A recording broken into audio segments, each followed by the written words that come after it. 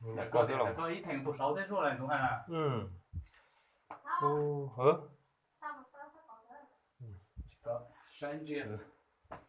Một cái bố dê xíu rồi, thế nó. Cái bố dê một lần nó xíu nó. Ý thành rất to thế rồi chuyện này là. Dạ. Đi quay tay vào đây. Rồi. Ô, bố dê mà nó có tài đi luôn. Thế nó. Nó bật đèn đó mà. Nó ngang rồi đi. Được à. Ồ. Mong tôi giờ sửa đéo rồi. Anh ta là công ty là một không có. Ồ. Có áo rồi. Cậu. Nhớ bộ số in tập bắt chuột luôn hả? Yo. Chuyện là. Bật đèn.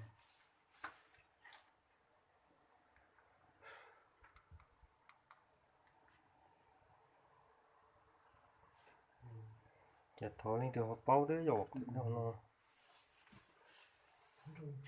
Rồi lấy sao đừng tự.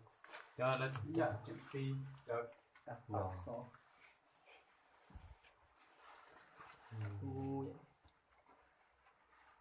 Không có gì con người đã sẵn rồi. Nhiều. Có dễ không? Thì nó não thì nào có chiều cứ con đồng thì câu rể thế này. Nhiều.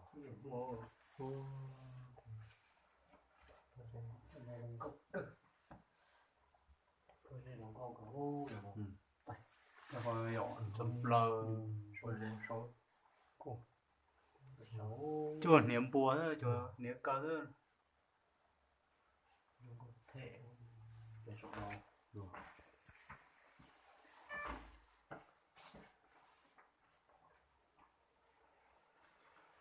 Để cô xin để tôi xong lò thiếu rồi mà nó thầu bây giờ có là chuẩn rồi nhiều ít tiền hơi tiểu rồi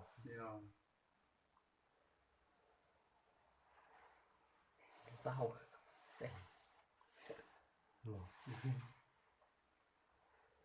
đâu quá ô lúc hồi chuột nó chỉ cả chả sao không có lúc theo rồi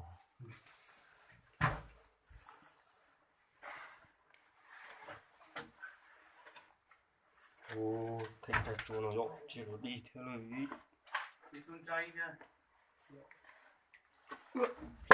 sao muốn này khai không muốn này khai được rồi cái gì cũng không nói tên ví dụ như vậy xin tăng nó sao chỉnh cao cái tôi không tới đến tăng này cơ tôi non tháo từ cái tôi đến là ư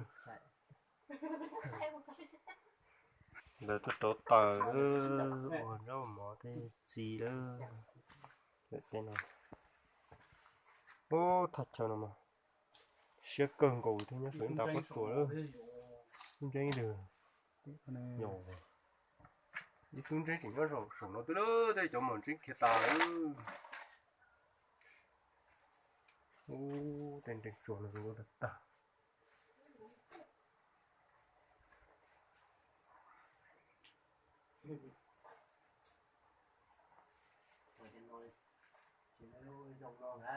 nhỏ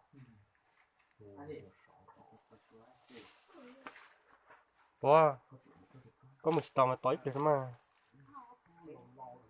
sẽ được sai ta bé tí trả cá lòng một chế sẽ được lòng một đồng tử nữa cứ tí xô lên sơ tử như lại trả cá lòng một chế nữa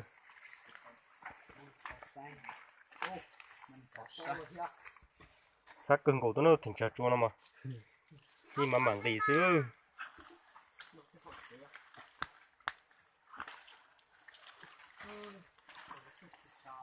nếp cái rồi chỉ nét hết nó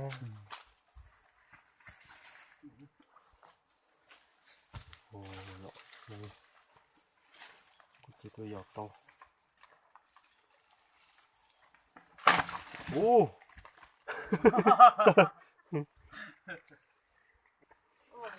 mà nó chiêu rồi giọt giọt chọc rồi đó cứ tiếp theo sẽ là số lên số tuổi với sai ta thì cái thứ gì trả cá làm chế lợn lò rèn được cơ khi đó số lên số tuổi là giờ ít trồng nhiệt gì cứ tin trà sẽ là số lên số tuổi nữa lên từ xa sai nó chạy ho tôi mà nồng cho nhiệt gì cứ tin trà nhớ trộn chạy cho nhiệt gì cứ tin trà nhớ trộn tao sẽ cho là giờ tiệc hiện nay một sai tàu vì tiệc cũ tôi thấy rồi nhưng chỉ tao bỏ đi tất gì cũ tôi nồng chạy lại đây cho của một sai xí thế này lên từ xa tôi một sai nào là tôi một tàu